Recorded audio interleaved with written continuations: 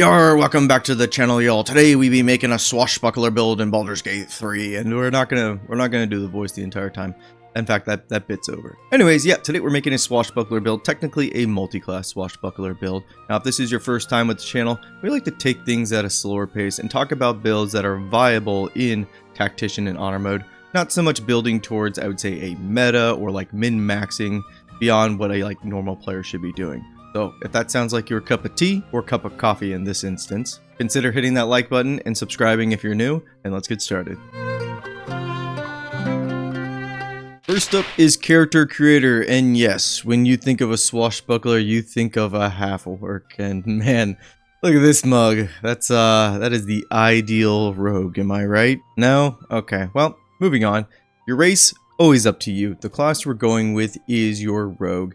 Background, again, up to you. Urchin kind of works with the rogue theme. Ability spread. This is what you're going to be shooting for. You want high dexterity, high charisma, and then dump the rest, I would say, into constitution or wisdom. You could also throw a little bit into strength if you are kind of worried about, being able to jump if you don't have somebody with enhanced sleep. But this is the ability point spread you should be aiming for. But now we just need to name this son of a bitch. Let's name him, I'm thinking we name him Fjord. I've been watching some Mighty 9. Anyways, let's move on to the leveling process. Now, really quick through leveling here. Thankfully, Rogue is pretty simple to level. At level 2, we get all of our cunning bonus actions. Just makes us more mobile, lets us sneak. But we can move on to level 3, where we're going to pick up our subclass. And we're going with Swashbuckler. This is going to give us fancy footwork, but it's also going to give us rakish audacity here. This is essentially the biggest part about this is it's going to change up our sneak attack, but also it's going to give us a bonus to initiative. And this is going to scale up the further levels we take into Rogue Swashbuckler. So just know that rakish audacity here is just going to get better throughout the game for us. Now at level 4, this is when we get a lot of things for the Swashbuckler. The first thing we get are these dirty trick actions here. In each one of these, you got Flick of the Wrist, you have Vicious Mockery, and then you have Sand Toss. I like to call it Pocket Sand. Each one of these are a bonus action, but they're all going to give you advantage with this dirty advantage, meaning you want to open up an attack with this bonus action, which then will trigger your Rakish Audacity sneak attack, and then you can just use your regular action to just strike the foe. But what I actually like to do is go into the reaction panel and turn off a sneak attack basically automatically proccing. And I like to do the Rakish Audacity sneak attack on my own, pairing it with my regular action. So again, open up with your bonus action, that's going to give you advantage, and then use your regular action to do that Rakish Audacity sneak attack on top of your regular weapon damage. Otherwise, you're going to have your sneak attack sometimes proccing with your bonus action here, and maybe you don't want that. I don't know. It was confusing me a bit when I first saw Swashbuckler and how it was playing. I'm like, why does my sneak attack keep proccing with these dirty actions? So just know, yeah, you can go into your reaction panel and then you can tailor to what you prefer. Now, also at level 4 here, we get our feats, and there's a couple feats that I think we should point out. First is ability improvement, bumping up your dexterity or your charisma. Probably going to be the play. Either one, honestly, because dexterity has a lot of benefits as far as your initiative, your armor class, and then your weapon damage, but we are going to have a lot of things that are going to be synergizing with charisma later on. So if you want to set yourself up for the full multi-class, I would actually just go with charisma. Other than that, defensive duelist here, this does work, but not how it's listed here, where we're actually not going to get our proficiency bonus added to our armor class. Instead, it subtracts the proficiency bonus from the enemy's attacks against you. So it works a little bit different than actually it's listed here. Other than that, some other feats. Savage Attacker, if you're not a half-orc, this is a good feat because we are going to be mostly in melee.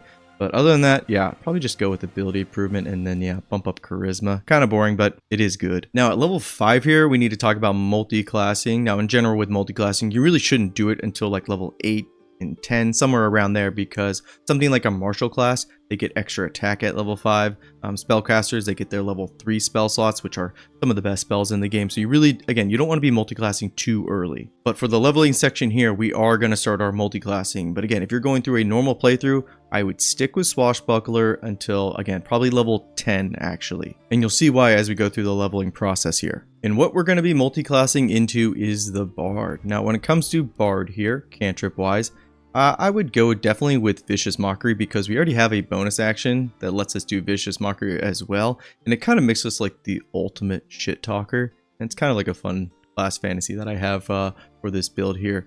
Other than that, Blade Ward, this can be okay. Maybe something like Friendship. This other one, kind of up to you. Spell-wise, I would definitely make sure you have somebody with Long Strider. Featherfall here, this is also a good one, but we're not going to be worried too much about our spells.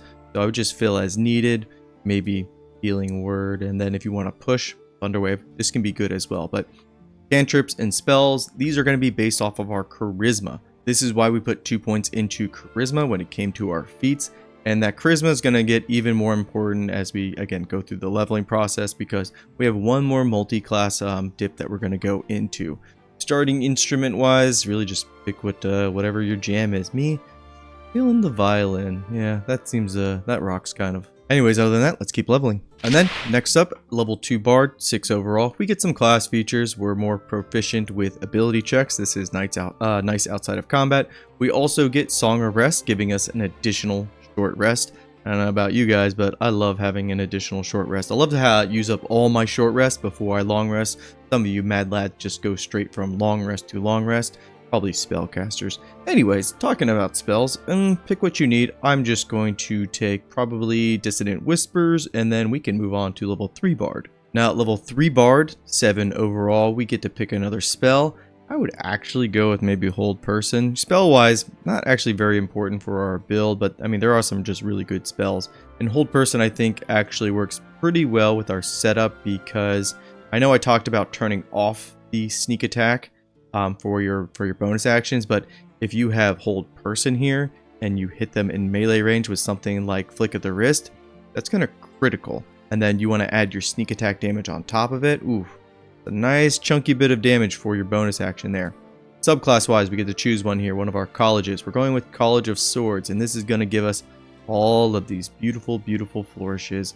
Kind of makes us a powerhouse with our weapon damage. Other than that, we get to pick a fighting style. I think thematically, dueling, this just kind of fits with our theme here. Going to give us a little bit more damage too. So that's good overall. Abilities, these are just up to you, and we can move on to level 4 Bard. And at level 4 Bard, we get to pick another cantrip. I would just pick what you need. Blade Ward can be good if you don't have somebody with Minor Illusion.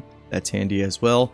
Spell-wise, again, up to you. I'm just going to look through here and see if there's anything I really like. Nothing really sticks out to me. I do like Cloud of Daggers, so that could be a good spell option. A little bit of an area denial too, unless the enemies want to run through it. Then it's good AoE damage. We also pick up our other feat. We could just dump more into Charisma. That is going to help us out later on. But I think with the theme we're going for and the class fantasy, I think I'm just going to go with Defensive Duelist, and we're going to move on. And at level 5 Bard, our class features we get here are improved Bardic Inspiration. Our Bardic Inspiration is now 1d8. This is for our defensive flourishes. And those defensive flourishes, they cost a Bardic Inspiration. Those now come back on short rest. Rogue is already a class that basically has no like resource that they need to worry about. They can just go and go and go. And now that our Bardic Inspirations come back on short rest, it really helps Bards feel like they can basically just do the same thing. As in, they don't have to stop all the time to get all these spell slots back. Nope, they can just, they make it the distance basically. And I love that about Bard and Rogue here as far as a multi-class option. Spell-wise, we kind of want some utility, some support picks here. If you don't have somebody with Enhance Ability, this is going to help with the ability checks outside of combat. That can be really good. Let's move on to level 6 Bard. And then at level 6 Bard here, this is why I said not to do this multi-class until level 10, because now we get extra attack, which is huge for all martial characters. Bard here, again, 6 levels. Most of the other ones, Fighter, Paladin, they get extra attack at level 5, but because Bard has, they're like a, you know, they're spell class, but also they are martial as well, so they get their extra attack a little bit later, but it synergizes perfectly with Swashbuckler, who already has their bonus action weaponized.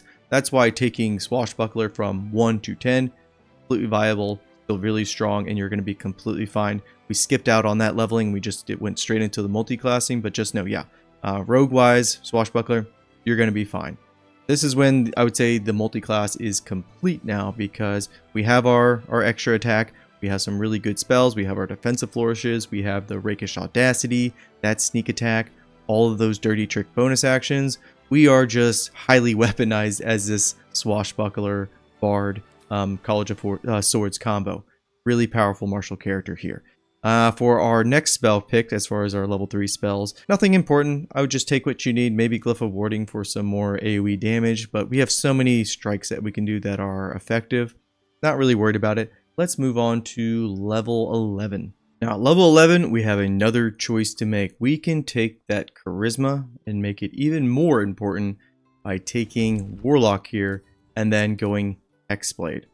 On top of picking Hexblade, cantrip-wise, we can take Eldritch Blast, which is great, but we can also take Booming Blade. This is insanely powerful because everything Warlock here, we're going to bind our finesse weapon to us, and it's all going to scale off of Charisma now. So this is why I put 18 points into Charisma. It works really well with Bard, and it works even better with Hexblade here. Spell-wise, let's just pick up some really good spells. Some offensive spells and then some defensive spells. I think you could go definitely with Hellish Rebuke. This is a great range counter option as a reaction. And then maybe Armor of Agathys here. We do have a lot of spell slots we can work with that we're not using too often, I would say. I really like to stick to using our Bardic Inspirations for our flourishes. Everything from Swashbuckler is already effective and not costing us a resource. So we got a lot of spells that we can throw around with our reaction and then just casting outside of combat. I'm going to go with these two. Really good for a martial character who's in the front line. Now for our last level, you can honestly either put it into, I would say, Bard here. This is going to unlock our level 4 spell slots. Kind of up to you. We're not going to get anything from Rogue except for Uncanny Dodge, which this is good. This is a good class feature, but I feel like we get more benefits out of taking another level into Hexblade. And we could pick up another good spell, something like Hex. This is a good range bonus action option to basically set ourselves up to do even more damage. You also could take Shield for a defensive reaction too. These are the two choices I'd be going between. And then we also get an Eldritch Invocation. I always just go with Devil's Sight and then Agonizing Blast. Eldritch Blast, a great option here. This rogue that we've set up, you're going to see more of it in the gameplay section, but we don't need to rely on using something like hand crossbows or a bow and arrow because with Eldritch Blast here, a really good range option, especially with our Charisma being so high. So we have a lot of tools at our disposal with this build, and it all started off with Swashbuckler. And I'm going to be honest, if I came across a Swashbuckler like this, I don't know if I'd want to mess with them, if I'm being honest. There's a lot going on here. Now, moving on to the gameplay section here, let's talk a little bit about gear and not wearing anything that's crazy here. We have Birthright. This is going to increase our Charisma up to 20. And then we just have some padded armor. You get this, Act 1 really early on. Some people come with a default. And then our finesse weapon here, the Salty Scimitar. So what this is showing here is that this build is going to be completely fine with whatever gear you have during your playthrough. I'm just going to show you the basics, the foundation of how it works and what you can do. And then obviously, yes, gear, equipment, going to make it even better. And you know what? Before we actually get into the gameplay section and all the prep, I don't think this setting fits the class that we're going for. Hang on. Ah, yes, this seems to be a better location for our salty dog. We do love us a good mermaid in the sea and wenches. Yeah, YARrr. Let's just get to the gameplay. And now when it comes to prep with this build, you want to use something like Armor of Agathys on yourself, scale it up to level 3. We have spell slots to spare. It's not even the main focus of this build. It's just an addition, which makes this, again, this build is just kind of bonkers on its own as far as a baseline. But Armor of Agathys, scaling it up to level 3, this is going to give us 15 temporary hit points, but also if a melee enemy hits us, it's going to hit them back for 15 as well with cold damage. You can actually you can get them wet, and I think it'll double. I'm not sure. I've never actually had to, done that yet. But other than that, we want to bind our weapon. And this is now going to make it scale off our Charisma. I don't think I made it very apparent during the leveling section, but this build is focused on finesse weapon. That's what you want. Kind of goes with the class theme that we're going for. Other than that, we're kind of just ready to rock and roll. And I think we got this poor soul here who had one too many to drink. And we're going to use Eldritch Blast on them. Eldritch Blast. Amazing. Let's go ahead and start a bit of trouble. Pop, pop, pop. Here comes the fun police. Yeah, they're looking for trouble. And they found us. Alright, let's get this party started. Now, initiative-wise, okay, we won that. That makes sense because we have Rakish Audacity, Dexterity. pretty quick, but so are these rangers, so I'm surprised we actually won over both of them. Now, what to do? Classic way to play Swashbuckler here is open up with one of your dirty tricks, gonna give us advantage. I definitely want to take one of these rangers out because they have 1, 2, 3. Where are you? Behind us? How did this happen? How did you get behind us? You all came from... Must have happened while we were in conversation. It was you dirty dogs. Okay. So what we want to do is definitely use... Look at the wrist. Take away their crossbow. Alright, that's fine. Now, we have, if we look at our reaction, we have our rakish sneak attack. That is going to proc with our bonus action sometimes, which it just did. I would only have these things checked when you are at this stage of the build because we have Booming Blade we can work with as far as our action, and then we have these defensive flourishes. So now, what do we want to do? We want to definitely try to take her out. Is Booming Blade going to be enough? No, but unless we crit. But our follow-up should be plenty. And let's go ahead and use Defensive Flourish. Give ourselves a little bit more armor because this is not a solo build. And we don't really have any good equipment on. I mean, Birthright's really good, but as far as survivability, kind of struggling a bit. So a little worried about that, being overwhelmed. And now we really just want to get out of... we want to make this ranger have to go to us and then stay away from him. Let's go ahead and reposition over here. Make them come to us. We do have 15 temporary hit points, so we have some survivability. Oh, he can hit us from all the way over there. Well, alright then. And we're ensnared. Great. And he crit us. Those rangers are, again, spellcaster as far as the flaming fist. They are the most annoying. But then these rangers are next up because of ensnaring strike. It is just a pain in the ass. Ooh. Is that a wine barrel? Sure as shit is. Let's go ahead and use that. Luckily, we do have some elemental play here because of Glyph of Warding. Oh, like I was trying to say, guys, this build has so much going on for it. And look at that. We can hit all 3 of them. Yeah. Let's see what happens here. That was definitely the play. That was worth it. And we broke his concentration on his spell. Beautiful. Now, what do we want to do as our follow-up? Let's go ahead. I think we can use... Look at the wrist. Really want this guy dead. But you know what? I think we'll disarm... this guard first. If we can. Which we can't. And then... Let's just keep getting some distance here because...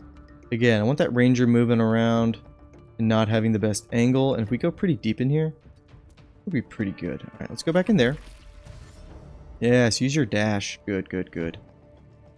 Yeah, that'd be really annoying. I mean, this is kind of a good place for us to fight because of these...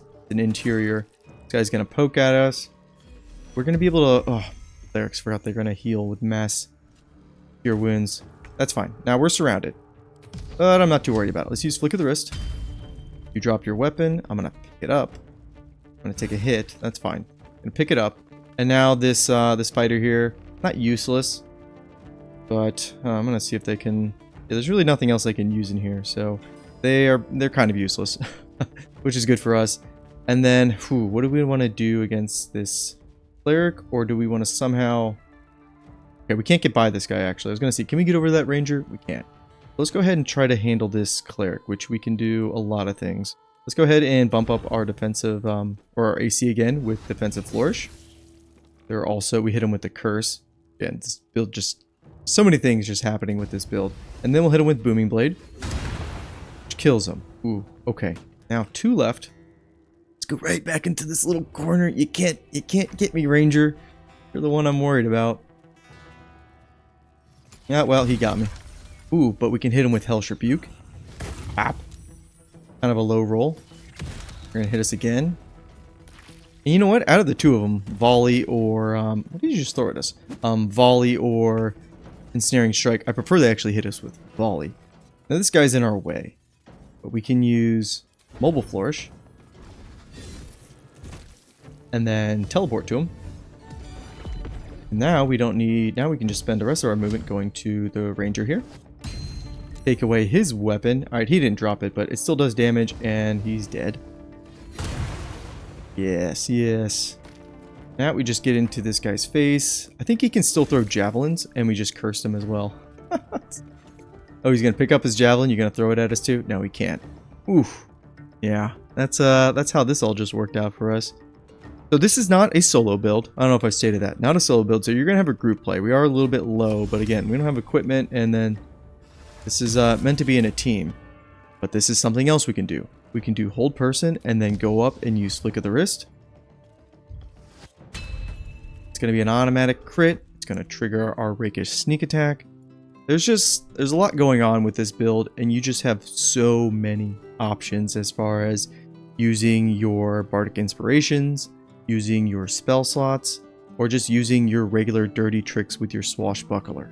But alright y'all, that's the build, that's the video. Let me know how you like the swashbuckler, especially building it out with the multi-class. I was initially playing through this build, and one of you were mentioning, you know, you should probably just take a little bit of Hexblade with that Swashbuckler Bard mix. And I was like, huh, you're absolutely right, I should. It's a really strong combination. But anyways guys, that is the end of the video. If you've made it this far, thank you very much. I appreciate you, and I will see you next time. Peace, and take care.